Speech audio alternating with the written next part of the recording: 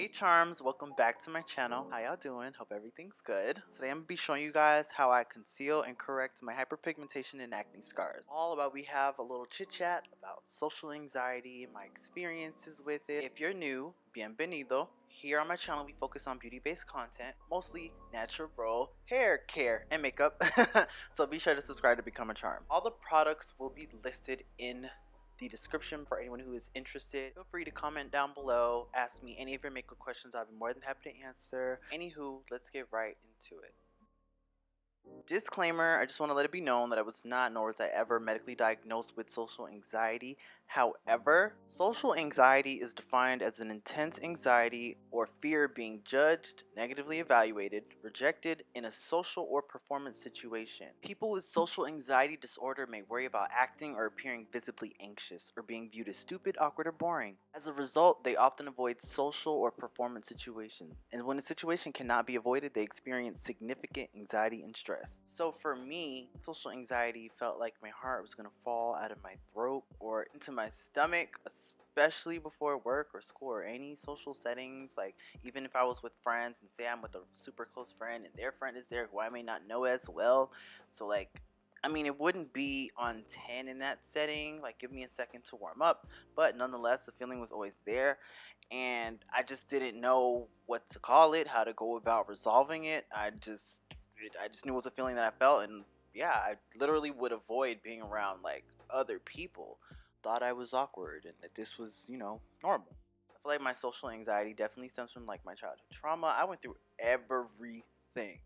I was bullied the entire time I was in grade school for being the only boy, the feminine boy, the boy that acts like a girl. I went through a lot, like with my family members. You just kind of peep the differences in how you're treated versus how other people are treated. And that's traumatizing to a child to think that someone watched you grow up, told you not to be you. Why are you dragging your words? Why do you walk like that? Why do you talk like that? Why do you, that's for girls. Men are like this, be this way. And da da da da da. And y'all, I want to make this very, very clear. I love my family wholeheartedly with my whole chest. My family's love is of a different grade and is unmatched. But it was so avoidable and unnecessary. And I feel like if you're not a child's parent, I don't think you should be addressing them or their behavior. Talk to my parent. My parent talked to me. I was a child. I didn't have a voice. I didn't have a say. So, literally, it was just the world I lived in. It's like you expect and anticipate that behavior from like other children or like people at school, but to get that from the people who are supposed to tell you that you're the sun and the moon, it's like the last thing you'll do is praise like the fact that I can draw, or tell me I'm smart, or tell me I'm handsome, or tell me like anything positive about myself, but you're pressed because I drag my words. You have to point out every little imperfection that ever lived. And then it's like when I grow up and I'm like, I'm socially anxious because I don't know how to be in a room and like not expect people to point out my flaws. That's literally where it stems from, y'all. Be careful who you leave your children around. All of this without the goal or the bravery or the gumption to pull up on a therapist or a counselor and talk to somebody whose job it is to like pretty much help you work through these issues. As a kid, that was not that was not a thing for me. As an adult, I will say therapy works, therapy works, therapy works. Hence why I can comfortably come on this platform and talk about this. So if you've gone through anything remotely similar, adjacent, anything close to what I went through, I highly, highly, highly recommend that you talk to a therapist. Know that it's not your fault. You did absolutely positively nothing wrong. It took me a very long time to open my mouth and say something about it. It happened. It's the past. I'm so far beyond that now. It's not even funny. But carrying all of this into adulthood without, and when I say adulthood, I'm saying like 18, 19, 20, I'm trying to like find my tribe and attracting all types of toxic men And seasonal friendships, it was a huge, huge, huge stab to my self-esteem. The way I described my perception of the world back then, I felt like I had this Disney mentality, hence the last name Charming. This Disney mentality of, once I find where I belong, everything will be great and beautiful, and and in my mind where I belonged was with other gays. And but then, like, kind of breaking into the queer community, the gay community so late, I was so unaware of like subcategories and the social cues, and that's why, like, you see me ranting and raving about um like the different categories within the community. Now it's like I understand it, I get it, I can respect it. Now, obviously, looking back, I know that that was extremely ignorant on my part in a lot of ways. Like, the queer community is not a monolith. We're not all one thing. My thing is, you don't have to think like me. You don't have to act like me. You don't have to look like me. You don't have to dress like me. You don't have to do anything like me.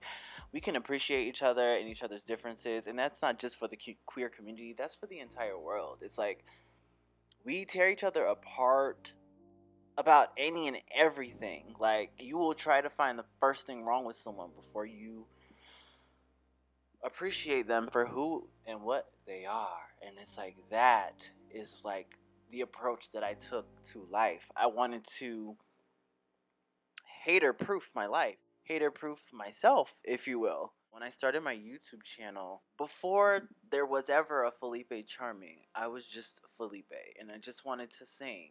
And I just started to wear makeup to conceal my hyperpigmentation and my acne scars and the blemishes that I had. I never really anticipated, like, hey, I want to do makeup. Let me, that was not the initial goal. But over time, I started wearing makeup in real life, which then turned into people asking me, how do you do this and how do you do that? Over time, I definitely fell in love with makeup. It definitely became therapy for me, especially when I felt like I couldn't verbally express myself in more than just that one way of doing makeup and trying to make my life fit into this mold that is not my own. I literally was just trying to like stand out and fit in and all at the same time, and it's just like, girl, what? So rather than trying to be everything for everybody else, I will continue to be everything and more to and for myself. Say it with me. To and for myself. I didn't hear you. Say it for real this time. I'm watching you. To and for myself. Not for a man, not for a woman, mom, a dad, whoever. Not for anybody. Because guess what? There's no dress rehearsal. This is it. This is life. And you only get one. Your happiness should not be contingent upon other people. Because if it is, baby, it's going to be a long and a tough ride. Working on yourself never stops. But trust me, once you gain that understanding, it's only up from here. Really, really, really would like to hear some of your experiences, some of your stories. If anything I said was relatable in any way, shape, or form, whether you're black, white, Asian, Hispanic, or, your experience could be a completely different walk from mine, I still would be interested in hearing, see what we have in common, what I can learn from you guys, what you guys can learn from me. Be sure to give this video a thumbs up if you guys enjoyed this video. It really helps my channel a lot. And be sure to go ahead and hit that subscribe button so you can become a charm and join the charming family. And, have fun in our own little bubble together. Again, if you have any makeup questions, leave a comment down below. I love you guys so much for watching, and I'll see y'all in the next one.